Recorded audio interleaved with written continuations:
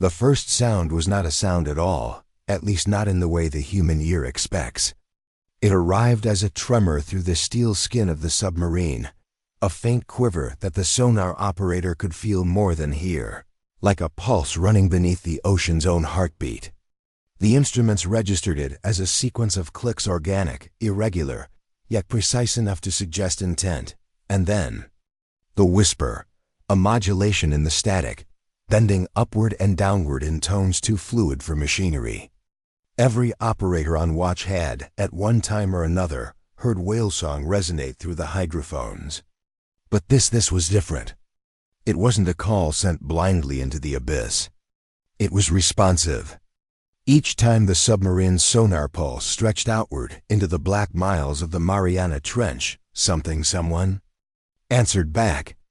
Not immediately, not predictably, but with an unnerving patience, as though it were waiting, listening, considering before it spoke. Imagine being in that cramped sonar room, fluorescent lights humming overhead, the air tasting faintly metallic from recycled oxygen.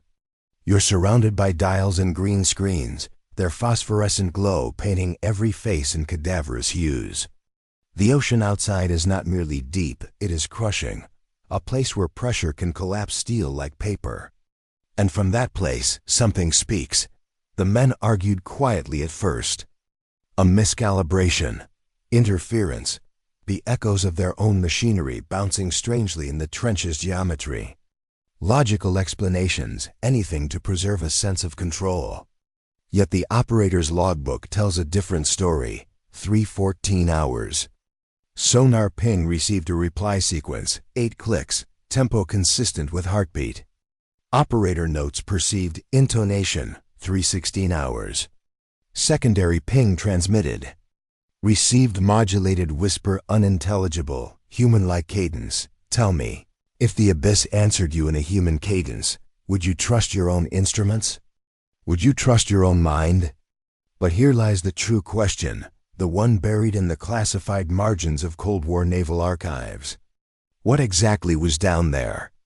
A life form, vast and unrecorded, communicating from the depths?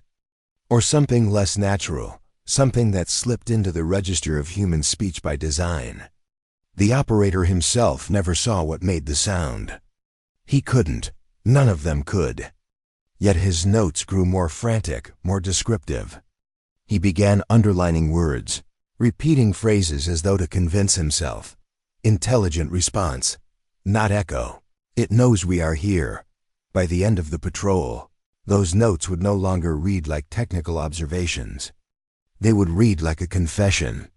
Or a warning. So I ask you, when a machine designed to measure silence and distance begins recording whispers that imitate your own voice, what do you believe? A glitch? An illusion?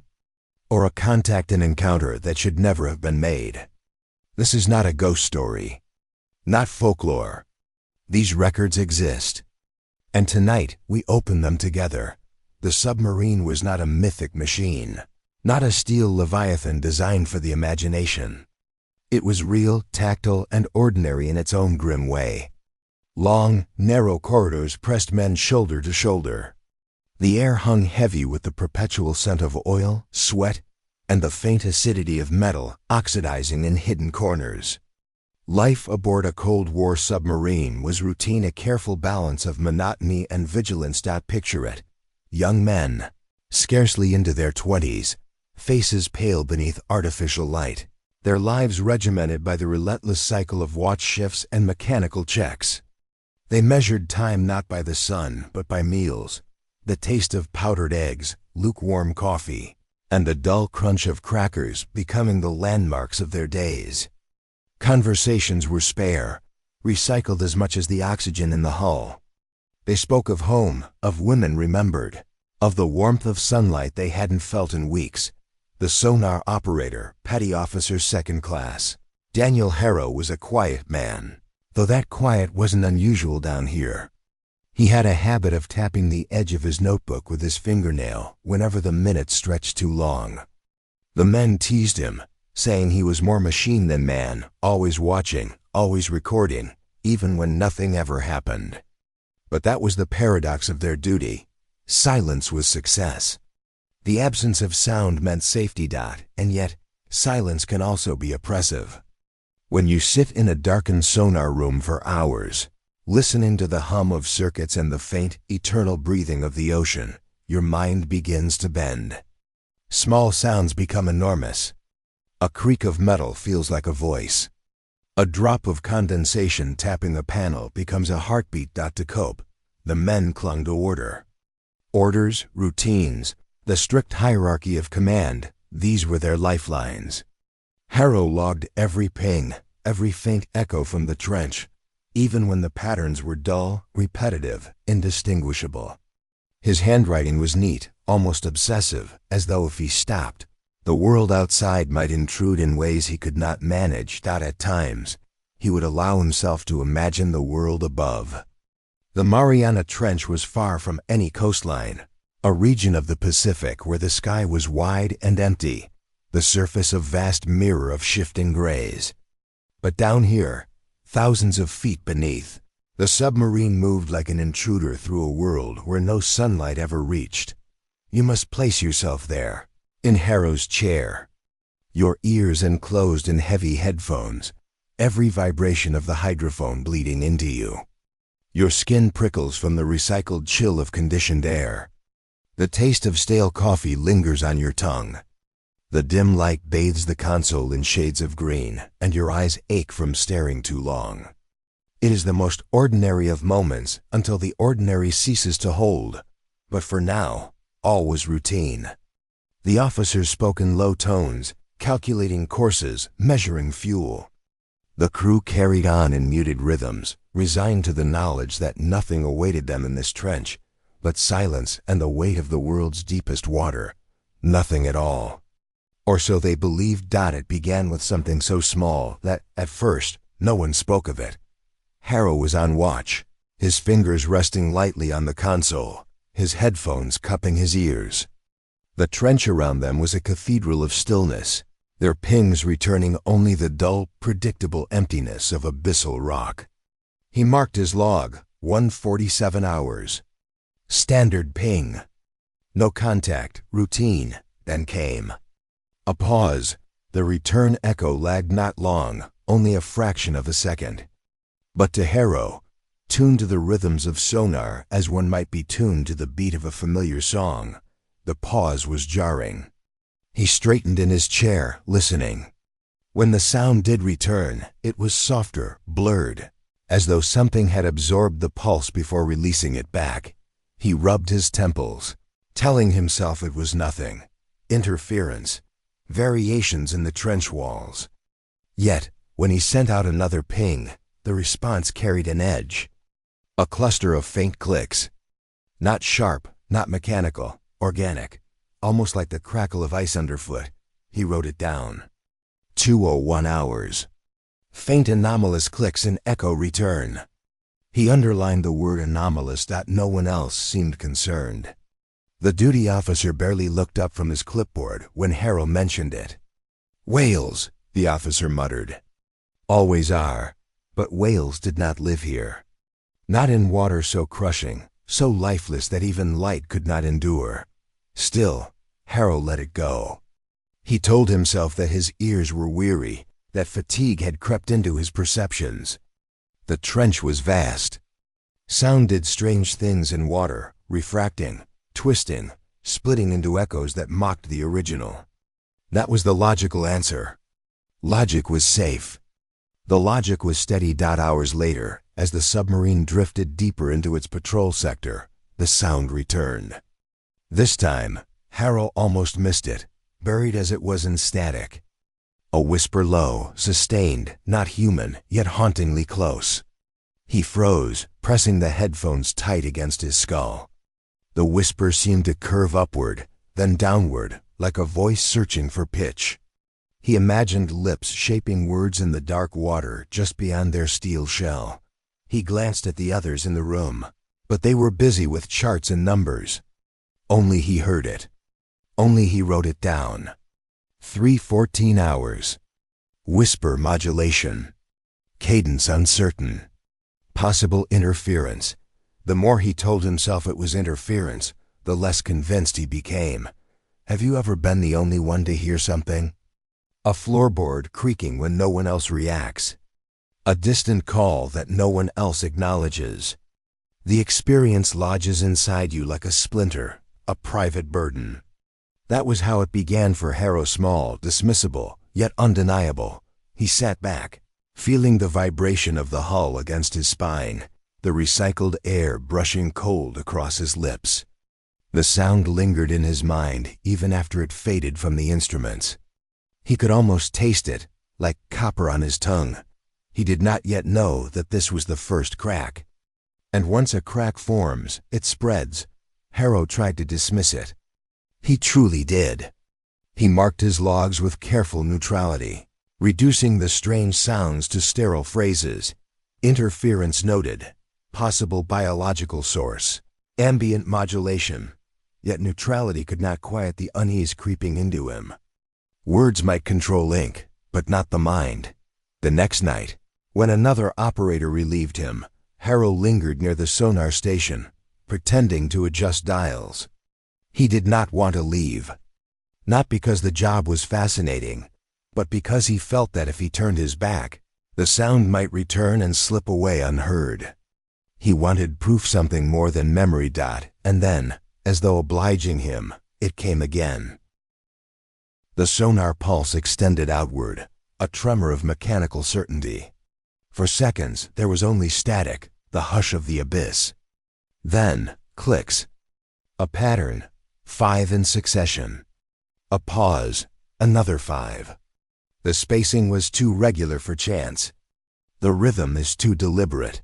He leaned forward, his pulse quickening though his face remained still. "Do you hear that?" he asked softly. The relief operator frowned, adjusting his headphones. "Whales," he said after a moment. The word carried no conviction. That was the problem. The excuse of whales had worn thin. Every man on board knew it, even if they didn't say it. They were in the trench, a place hostile even to the idea of life. And yet the sound persisted. By the third day, it was no longer just Harrow. Another operator logged an entry. Echo response irregular. Repeating clicks. A petty officer swore he heard what sounded like a human breath. Faint, drawn out, carried through the static. You can imagine the unease spreading, can't you? Not fear, not yet.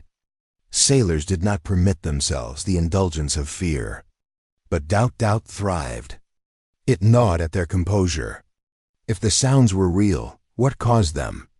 If they were not real, then their minds were betraying them. Both answers carried a quiet terror. The captain convened a brief meeting in the wardroom. He spoke calmly, evenly, insisting on discipline. "The ocean is not empty," he reminded them. "It is vast, it is strange. Sound travels in ways we don't fully grasp. You will keep your logs clean, your observations precise, and you will not indulge in speculation." But discipline did not erase the whispers. That very night, Harrow noted something he could not easily write off. The clicks came again, but this time they responded directly to their sonar. Ping, click, ping, click. Not mirrored, not random, but delayed like an answer. He found himself gripping his pen so tightly the knuckle whitened. Was it a conversation? A call and reply? Or was that only what he wanted to believe? He asked himself that question as his chest tightened, the recycled air thick in his throat, his ears filled with the soft roar of blood. He logged it anyway. Response patterned, deliberate, unknown source. And with those words, doubt became dread. Because once you begin to suspect something in the dark, is aware of, you aware and listening, you can never return to silence again. The night it happened, the submarine was running silent, engines throttled down to little more than a hum. The crew had grown quieter too, their laughter muted, their conversations clipped. The trench pressed in on all sides like an endless weight, and the sound, those clicks, those whispers had become a presence, like an uninvited passenger drifting just outside the hull. Harrow sat in his station, fingers trembling against the console, The air was cold, but his palms were damp, leaving smudges on the edge of his notebook. He tried to steady his breathing, to sink into routine. Send ping. Wait. Record. Repeat. But there was no routine anymore. Each ping felt like knocking on a door no man should ever approach. He tapped the key. The sonar pulse surged outward, a mechanical heartbeat rolling into the black. Silence. Then the reply came back. Not the blunt echo of rock, not the crackle of static. It was a cascade of clicks, arranged in precise sequence. 3, pause, 4, pause, 3 again. It was rhythm. It was language. He froze, the hairs rising on his arms. Before he could speak, another sound layered over it, a low, drawn-out whisper. Not words, but shaped. Rising, falling, as though some vast throat labored in the water. And then the submarine answered, not by design, not by command, but as the sonar operator's trembling hand brushed the controls, a faint feedback pulse escaped the array. A mistake. A signal. And the abyss replied instantly, clicking faster, urgent, like something eager, hungry to be heard. The entire room felt it. Men pulled off their headphones, looking at one another with pale faces. That wasn't an echo, one muttered, his voice unsteady. The captain was called. He stood stiff in the doorway, eyes narrowing at the logs, at the men's expressions. He listened once, only once, through the headphones. No flicker of emotion crossed his face. Yet when he removed them, he ordered the submarine to alter course, to climb a few hundred feet away from the trench floor. It didn't matter. The next ping brought something else. A sound that froze them all. The whisper did not just rise and fall, it split, like two voices speaking in unison. And within it, beneath the static, there was a cadence unmistakable to every man in that room. The cadence of human speech. No one could make out the words, if words they were. But the rhythm, the pauses, the strange familiarity, it was undeniable. Something was speaking. The silence afterward was heavier than the ocean itself. Each man felt it pressing on his chest, cold and suffocating. Not one dared to meet another's eyes, because if they did, the fragile shield of denial would break. Harrow's pen scratched across the page. Direct response. Human cadence. Impossible. He underlined the last word so hard the pen tore through the paper. That was the point of no return. No command, no rationalization could restore the illusion of safety. The trench was not silent. I watched it. And it had chosen to answer. The confrontation came not with violence, but with sound. Always sound. The submarine hung in the trench like a trespasser, steel groaning under the weight of a world meant to remain unvisited. The crew spoke little, their movements slow, their eyes shadowed by sleepless nights. Even the air seemed thinner, every breath tinged with the tang of metal and the faint rot of damp insulation. Harrow sat at his post, his skin clammy, the headphones pressing deep into his skull. He no longer logged mechanically. Each entry was now an act of desperation, a plea to convince himself he was still sane. His notebook filled with jagged underlines, frantic notes. Intelligence confirmed. Cadence deliberate. It knows. That night, the sonar ping echoed outward ping, pulse, silence. And then the response arrived, not as clicks, but as a torrent. A cascade of modulated sounds, layered, overlapping, folding into themselves. Some tones rattled in the chest cavity, others buzzed at the edge of hearing. Together, they formed something. Vast. The men listening stiffened. The hairs on their arms rose as though the sound had reached inside them. And then, unmistakably, the torrent broke into a rhythm so familiar that one man staggered back from the console. It was Morse code, not perfect, not clean, but enough. Clicks and pauses, deliberate and structured. Words clawing their way through the abyss. Harrow's hand shook as he scribbled them down. The translation came slow, uncertain, but the fragments were clear enough. Do you hear? Do you know U.S.? His stomach lurched. A burning sensation climbed his throat. He looked around, waiting for someone to deny it, to laugh, to call it a chance. No one did. Faces were ashen, mouths tight, eyes averted. The captain stepped forward, calm, measured. His voice did not rise above the hum of the machines. "Shut it down," he said. But before the command could be carried out, another sequence tore through the headphones. Louder, closer. The steel hull trembled with the force of it, a vibration that seemed to come from every direction at once. The lights flickered. The men clutched the edges of consoles as though bracing for an impact. The sound was no longer confined to the instruments. It seeped through the submarine itself. The whisper vibrated in their bones, pressing against their teeth, thrumming in the hollows of their chests. And in that overwhelming resonance, Harrow swore he heard his own name, not clearly, not perfectly, but enough. Enough to make him reel back, headphones slipping from his ears, bile rising in his throat. What kind of thing speaks in a man's name from 6 miles below the surface of the sea? The captain's orders rang out, steady, cutting through the rising panic. Secure the station. Increase depth. Get us out. But there was no out. The trench was infinite. And the sound followed, each ping answered, each silence filled with whispers.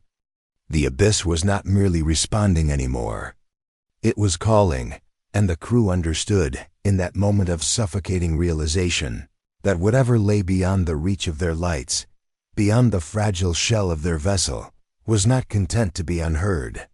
It wanted them to listen. The submarine surfaced weeks later under a gray Pacific dawn. Officially, it was a successful patrol, no enemy encounters, no mechanical failures, no casualties. The logbooks were filed, the reports written in the clinical language of naval procedure. But among the men, silence lingered. Not the silence of discipline, but of fear unspoken. Harrow submitted his sonar logs, the neat lines of ink recording pings and echoes, anomalies and responses. But some entries were missing. Entire pages had been torn out. He told no one, not even the captain. He kept them folded inside his locker, as though afraid the words themselves carried weight, as though they might summon something if left in the open. The others tried to forget. They spoke of home, of wives and children, of simple meals and clean air. Yet each time a door creaked in its hinge, or a floorboard groaned beneath their boots, they felt that same tightening in their chests, that same memory of whispers pressing against their bones. The Navy held a quiet inquiry. A few men were interviewed. Their testimonies were vague, fragmented. Most spoke only of odd acoustic returns or possible marine interference. The transcripts ended abruptly, the final pages stamped classified. What conclusions were drawn remained sealed in archives, buried deeper than the trench itself. And Harrow? He did not return to sea. He requested reassignment, first to shore duty, later to early discharge. His colleagues assumed illness, though no doctor ever found a diagnosis. He lived the rest of his days in quiet towns along the coast, never straying far from the ocean, but never daring to sail it again. In his later years, neighbors recalled his long walks at dusk, his eyes fixed on the horizon, as though listening for something only he could hear. One of those neighbors once told of seeing Harrow pause by the shoreline at night. He would stand there for long minutes, the surf foaming at his boots, whispering under his breath. When asked what he was saying, he gave no reply. But the neighbor swore his lips were shaping the rhythm of Click's dot, and so the story endures, sealed in steel vaults and scattered in fading memories. Was it a misreading of sonar? A trick of water and pressure? Or did the abyss, for one brief moment, open its mouth to speak? I cannot give you an answer. Perhaps none exists. Perhaps the answer is worse than silence. But I leave you with this. Sound travels farther in water than in air. It bends, it carries, it endures. Somewhere in the crushing dark of the trench, echoes still move, bouncing endlessly through that submerged cathedral. Maybe, if you placed your ear to the right frequency, you would hear them dot, and if the whisper rose through the static and shaped itself into something that knew your name, what would you do? Would you listen?